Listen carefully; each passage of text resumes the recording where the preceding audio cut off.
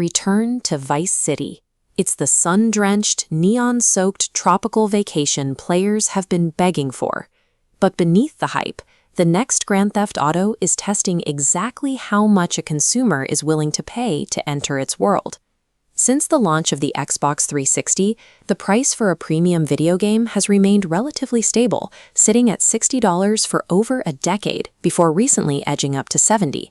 Rockstar is breaking that ceiling. The standard edition of GTA 6 carries an $80 price tag. If you purchase a physical copy, the box won't actually contain a disc. Instead, you're buying an empty piece of plastic with a one-time digital download code inside. To many gamers, this feels like daylight robbery. Yet with analysts predicting $1 billion in sales within the first 60 minutes, Rockstar clearly believes its audience will pay the premium.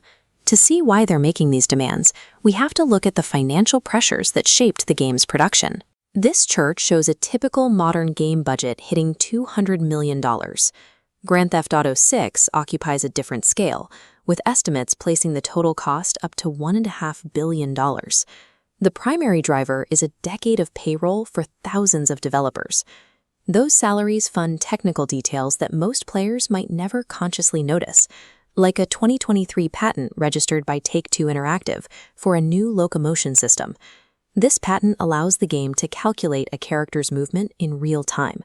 It doesn't just play an animation, it adjusts the character's gait based on the weather, their current injuries, and their fatigue level, all simultaneously. Pursuing this level of simulation across a massive world burns through capital faster than almost any other form of media.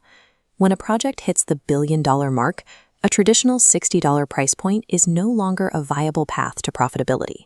Recouping a billion-dollar investment requires more than just a successful launch.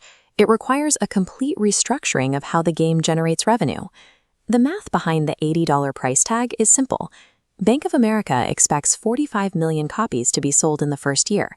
That $10 increase over the current $70 standard translates to an additional $450 million in gross revenue. But the publisher also has to stop revenue leaks. In the traditional model, a player can sell their used disc to a store or a friend, and the publisher sees no profit from that second transaction. By shipping an empty box with a digital code, Rockstar effectively removes the secondhand market from the equation. It also allows them to implement regional price locking, ensuring every copy sold is tied to a specific account and a specific price. This digital lock makes it easier to nudge players toward recurring costs. Every pre-order includes a free month of GTA Plus, a subscription service designed to turn a one-time buyer into a monthly subscriber. Consider every one of these decisions: the high base price, the empty box, and the recurring subscription. They act as necessary levers to ensure a return on a billion-dollar budget. Rockstar can get away with an $80 digital-only launch because they have a captive audience. Because players are unlikely to wait for a discount on a game of this stature, $80 has now been established as a functional price ceiling for premium entertainment. The danger is that other publishers will misinterpret this success. They may see GTA 6's sales figures as a green light to raise prices on their own, more standard releases. Most games lack this kind of monopoly on player attention. If a standard publisher tries to demand $80, they risk a massive loss of sales from price-sensitive buyers who are already feeling the pinch of a tough economy. Grand Theft Auto 6 is an economic wrecking ball. It marks the end of the physical disc and creates a financial standard that may prove fatal to any studio attempting to follow in its footsteps.